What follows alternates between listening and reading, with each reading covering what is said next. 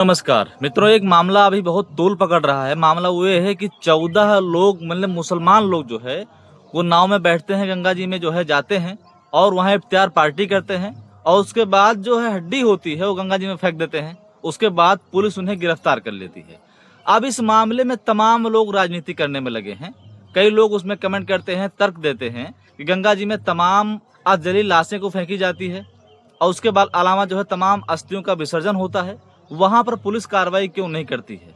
तो ये इन लोगों को समझना चाहिए कि गंगा जो है वो हिंदुओं के लिए माता के समान है और गंगा जी में जो अस्थि का विसर्जन होता है वो शव जलाने के बाद होता है और शव जलाने के बाद जो मनुष्य की हड्डियां होती हैं उनका विसर्जन होता है, वो भी शास्त्रीय परंपरा के अनुसार, क्योंकि हमारे शास्त्रों में, हमारे पुराणों में ऐसा वर्णित है, ऐसा लिखा होता है। इसका मतलब ये नहीं है कि कोई भी अधर्मी व्यक्ति जाएगा और गंगा जी में जानवरों का मांस जो है वो फेंक देगा, खाने के बाद में, बिरयानी खाने के बाद में उस मांस फेंक देगा, उसको जूठा और अपवित्र करने का काम करेगा।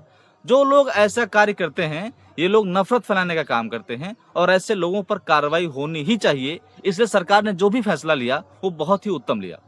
ये तो हो गई पहली बात।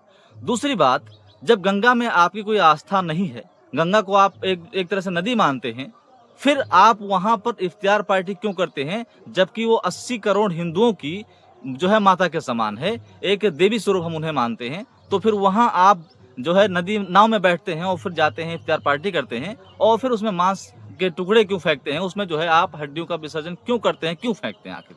इसका मतलब आप नफरत फैलाने का काम करते हैं, आप हाईलाइट होना चाहते हैं और ये एक समुदाय को सोचना चाहिए कि ये बहुत ही गलत कार्य है। इफ्तियार पार्टी करने की तमाम जगह हैं, कहीं भी बैठकर आप इफ्तियार पार्टी कर सकते हैं। फिर क्या जरूरत है, क्या चुल मची है आपको कि आप नाव में बैठे गंगा जी में तैरेंगे और उसके बाद उसमें बिरयानी खाने के बाद मांस और हड्डी का जो उसको फेंकेंगे। क्यों फेंकेंगे भाई? पता नहीं किस जानवर की हड्डी है, पता नहीं क्या है, आप ऐसे किसी की हड्डी क्यों फेंक सकते हैं? बताइए आप। अगर हम हड्डी फेंकते, अगर हिंदू उसमें हड्डियों का विसर्जन करता है, अस्थियों का, तो वो शास्त्रीय परंपरा के अनुसार और मनुष्य को जलाने के बाद, शव को जलाने के बाद, जो मनुष्य की मृत्यु होती है उसके बाद शव को जलाने के बाद हड्डियों का विसर्जन किया जाता है और मर्यादा के अनुसार, परंपरा के अनुसार किया जाता है। इसका अर्थ ये नहीं है कि आप जाकर गंगा में जो है आप मांस के टुकड़े और किसी भी जानवर की हड्डी खाने के बाद आप उसे फेंक दें। ये सरासर गलत है और इसका अर्थ यही है कि आप सब इस देश का माहौल खराब करना चाहते हैं। सरकार ने और कानून ने जो फैसला लिया वो बहुत ही अच्छा लिया, इसका मैं स्वागत करता हूँ। दूसरी बात, इसी के साथ साथ जो तमाम नाले गंगा नदी में जाते हैं, तमाम फैक्ट्रियों के जो वेस्ट गंगा नदी में जाते हैं, उस पर भी जो है पुलिस को और सरकार को कार्रवाई करनी चाहिए। जो तमाम फैक्ट्रियों के गंदे दूषित पानी है, तमाम मलमूत्र है जो गंगा नदी में सीधे बहाए जाते हैं, इस पर भी सरकार को त्वरित एक्शन लेना चाहिए और इस पर भी बहुत जल्दी कार्रवाई करनी चाहिए।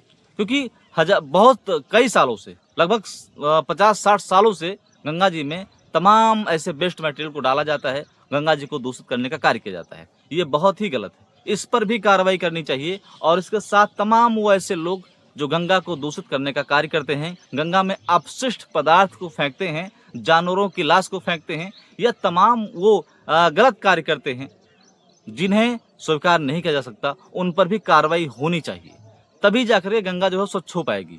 और इस तरह से जो कार्य किया गया गलत है, क्योंकि इसमें धार्मिक भावनाओं को भड़काने का कार्य किया जाता है। धार्मिक भावनाओं को भड़काने का कार्य किया जाता है क्योंकि एक समुदाय को पता है कि ये हिंदुओं की पवित्र नदी है, हिंदू इन्हें माँ के समान मानते हैं, इनकी पूजा करते हैं और गंगा का जल जो है हम लोग अपने घर में लाते हैं। कोई भी व्यक्ति अगर मर रहा होता है तो उसके मुंह में गंगा का जल डाल देते हैं। और ऐसी पवित्र जल को, ऐसे पवित्र नदी को अगर कोई भी विशेष समुदाय का, कोई भी मुस्लिम अगर उसे दूषित करने का कार्य करेगा तो उस पर कार्रवाई होनी चाहिए। तो दोस्तों, ये सारा मामला क्या है आपने देखा होगा। और इस वीडियो में बस इतना ही। फिर मिलते हैं किसी और अगले वीडियो में, तब तक के लिए आप सभी से नमस्कार। जय हिंद, जय भारत।